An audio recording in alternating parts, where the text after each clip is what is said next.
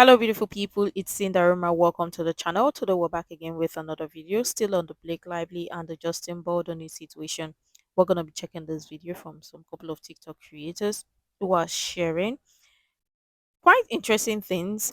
And an anonymous source has come forward to share what happened on set, but I mean, actually, what happened in another set or a crew who actually worked with Blake Lively, and some other people who worked with Blake Lively on other projects are coming forward to share their experience working with Blake Lively and all. So I would love your thoughts and your contribution at the end of the video. Make sure to like, comment, share, subscribe, and all that stuff. Let's dive right into the video. So I've been chatting with a source, a script supervisor that has worked with Blake Lively, did not work on this set. She's not posting a ton of content on this subject, but she spilled the tea. She does not have an NDA. She said that Blake Lively spoke down to and was rude to basically anyone who wasn't of leadership. I'm paraphrasing, but anyone who was just a crew member, she was not kind. This person has also come out and said that Taylor is delightful, and she's also met and worked with her. And when I asked her, why is the cast backing her? Or why hasn't the cast come out and spoke out against this? Well, one of them has. And the others are too new in their career, or they're not lead actors, to want to screw anything up or piss anyone off that has the money and power and influence that Ryan Reynolds and Blake Lively have. So this person said, who's worked in the industry for decades, I don't know this industry, I know PR, that they will likely distance themselves as it gets closer to the trial. But from a brand and PR standpoint, I think the only way to save themselves in this is to come out and tell people what really happened or how they could have been torn between two sides. I think we need to hear from them directly, which I think we will later. Or else I don't think these new fledgling stars, I don't think their careers will take off because of the public backlash against Blake and Ryan. I think that will be seen as they were bullying Justin as well, even though they were just following Blake's lead. But I have another theory on how Blake Lively could save her brand. I'm going to make that in another video. So go follow this other creator. She has some great insights. She's from the industry and she doesn't have an NDA. This message is for the cast members of It Ends With Us. If you are not a cast member from It Ends With Us, you may keep scrolling, but I need you to hear this message that you are a victim of triangulation. And if you are friends with someone who's in the cast of It Ends With Us, please tag them and share this with them. Triangulation, this is what happened when Blake and Ryan finally turned the tables on Justin Baldoni. When she started this marketing campaign with Ryan's production company. Ryan was there on set because it was his production company that made the content for this marketing. Yes, the marketing where they're talking about Betty Buzz, her alcohol line in a domestic violence movie. Justin was not allowed to be on this set. Justin was not invited to this set. He wasn't even allowed to do his own marketing that he was recording and paying for himself. Blake called Sony to get his marketing efforts shut down. When you spend this much time with cast and crew, a narcissist or someone who is manipulating a situation is able to make an entire case and build it very convincingly to everyone that's involved, and Justin is not there. He's not spending quality time with these people to be able to defend himself. This is where I think the cast turned on Justin. Ever got into a conflict with a friend and then all of a sudden the friend group turned against you even though you didn't get in a fight with that other friend or the group of friends? This is Blake here is playing the victim. Justin was awful to me. He did horrible things on set. Blake tells everyone who will listen that she is a victim, right? And then you have two types of people that are in her friend camp, her friend group. The rescuer, the people that are going to come in and save the day and defend her from the big, bad, mean person that Justin is. And that is where she calls her agent, Sony, where she calls her agency and says, hey, you're going to drop this guy. He was mean to me. And they're like, let me help you. Ryan here is also the persecutor. He's the one that goes in on Justin and is like, you're awful. You're a terrible person. Blah, blah, blah. The attacker, the one that's attacking Justin. So I need the cast to know the signs. If someone's making you choose a side, big red flag, huge. If someone is using you to get a message across or having you unfollow people, having you do things to someone who has harmed them, that's triangulation. Someone's having you post statements of support on their behalf, that's triangulation. Here on July 17th, 2024, Ryan starts calling their agency, their shared agency, and demanding that they turn against Justin, telling them, the agent, what a horrible person Justin is. After the first phase of production before the writer's strike, Brandon had amazing things to say about Justin. Right here. After the first phase of filming wrapped, Isabella had amazing things to say about Justin, glowing reviews. And all of Blake's alleged complaints happened before the writer's strike. Have you been in a situation where someone has tried to triangulate someone that you love or care about against you? It's terrifying when you learn that this person could have been lying or exaggerating the truth. And you're like, man, I totally turned on that person. I totally cut that person out of my life because so-and-so said they were so awful when that person didn't really do anything bad to me. That's what happened to you guys on the set. So please choose your sides wisely. And I'm not saying I'm on one side or the other. I'm saying all the evidence that we have right now is clearly showing that Justin has a serious claim here. So I'm open to seeing more evidence from Blake Lively's side of this case, but what do you guys think? I've never seen quite so much criticism toward Blake Lively than in the past couple of days, and I thought I would tell you about the time I met Blake Lively. The year was 2012. Gossip Girl was probably at its peak. I was vacationing in New York from overseas, and one morning I logged onto Twitter and saw that Gossip Girl was filming not far from our hotel.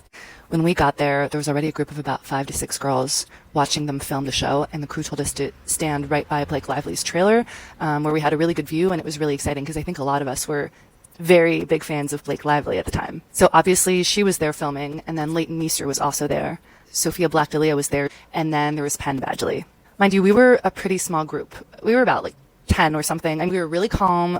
We were probably all between the ages of 15 and 20, and just all big fans of the show. We stayed there all day, and we were lucky enough to meet most of the cast filming that day. Leighton Meester was filming a lot of scenes, but she stopped by and just said hello and smiled and acknowledged our presence. Sophia Black-D'Elia sort of like waved and said hello from the other side of the street. Penn Badgley, and this is probably like the highlight of the day, walked up to us when he was done filming. He was ready to go home. He had his guitar on his back, and he just stood there with us and talked to us for 10 minutes, asked us where we were from.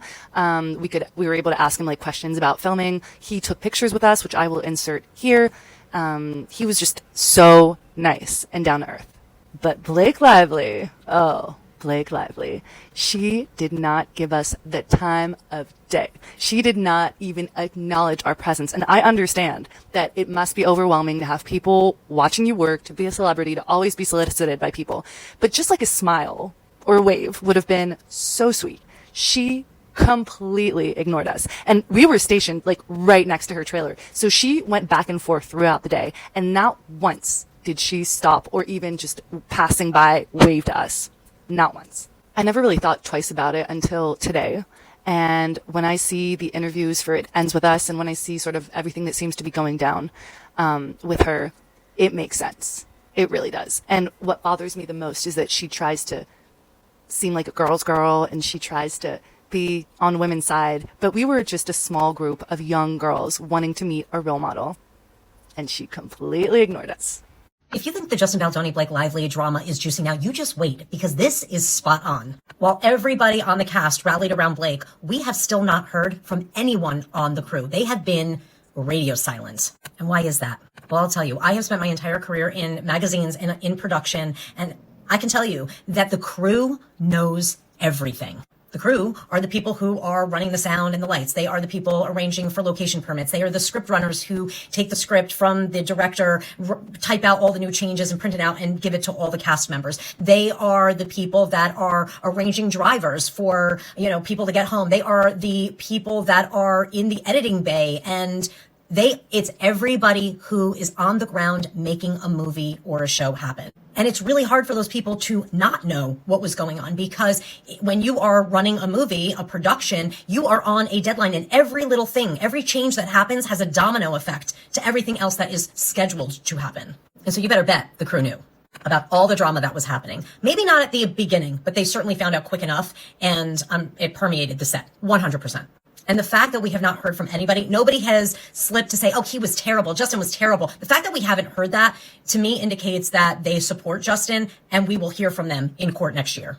And if I'm a betting woman, here's what I think we're going to hear. We're going to hear from the wardrobe team, who are going to say that they worked a better part of a year on creating visual concepts, storyboards, calling in clothing from brands and designers, only to be sidelined when Blake came in and wanted to put all of her friends' brands like Gigi Hadid's brand or Christian Louboutin in the movie. For those of you who don't know Gigi Hadid's brand, it's a cashmere sweater brand, and the sweaters start, I think, on the low end at like $450. And the Christian Louboutin knee-high sparkly boots that Blake wore in the movie, which were her own, retail for close to $6,000. I mean, I don't know a florist who's rocking $6,000 boots on a Friday night, but who knows? We're also probably going to hear them talk about how on fitting days, they would have to wheel huge clothing racks into vans so that they could drive them to Blake's penthouse apartment for fittings, where she would then just pull stuff from her own closet and choose those for the movie. And let me tell you something, that is such a heavy lift for a crew to do. That is like such a waste of time and effort. And we will hear how they went over wardrobe budget, from like $185,000 to almost $650,000, almost $500,000 over budget because of Blake's choices. You're going to probably hear from the composer who spent, I think, over almost close to 2 years working on a score for this movie, only to be fired about 2 months before the movie. And guess who was the composer that they brought in to replace him? You got it, the one who worked on Deadpool. There's actually an interview of him out there talking about how he was like, Blake texted him and was like, I need a score for a movie. Can you do it? And he was like, yeah, I can do it, and got it ready for her in 3 weeks. And then, as you know, the rest of the soundtrack was just puffed up with all of Blake's musical friends like Taylor Swift. You're going to hear from the editors who were forced out of the editing bay, trying to edit their version, Justin's version, the director's version of the movie, for Blake to then come in, hire her own handpicked editor to edit her version of the movie. She was supposed to only have 1 week in the editing bay. She ended up having like 2 months or something crazy like that. You're going to hear from the assistant director, a woman who was forced out and fired because Blake didn't like her.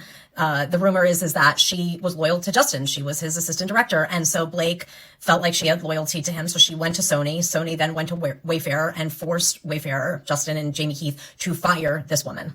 And those are just the people we know about at this early stage of the lawsuit.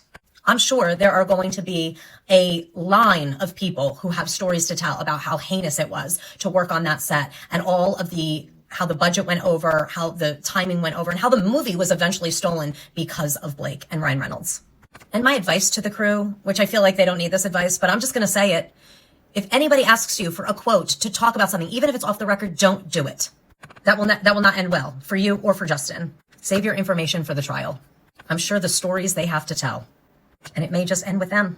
For the crew members who worked with Blake and did everything right but still had their work repressed and effort undervalued. In the texts exchanged between Justin and the editors before they got fired, Justin asked about their schedule because Blake needed them in the editing bay. One of the editors replied, "I want Blake to feel like she's getting what she wants so we can move on from this need of hers." Interestingly, Justin clarified that Blake has been getting what she wants since production started, and getting to edit her cut is exactly what she wants. But the editor replied again to clarify what they meant, which was that Blake was gaining control over their schedule. Another editor responded saying, "It would be tough for me to sit and watch the final film for the first time at the premiere. Just cheer for us when our names come up. Sending all love." The funny thing is that Justin didn't even get to see the film's final cut until the premiere, where he had to sit with friends and family in the basement in response to Blake's power move. Before they got to post-production, the film crew were among the first to suffer Blake's insensitivity. The photography crew felt pressured to part away with their cash because setting up the donation booth on the set meant Blake expected the crew to donate to the cause massively. An insider on set revealed that the action came out as tone deaf because It Ends With Us was filmed between strikes, and the workers were returning to work for the first time in months. With the writers and actors on strike at the time, the film crew barely had any job in 2023, so they were broke because they weren't getting paychecks for a long time, and they had to start dipping and spending their retirement fund. Blake tortured even more crew members as she consistently undermined their wardrobe director. Justin explained in his lawsuit that sometimes lead actors get approval over their character's general look, and this doesn't mean complete control over wardrobe decisions without gathering inputs from the director and producers.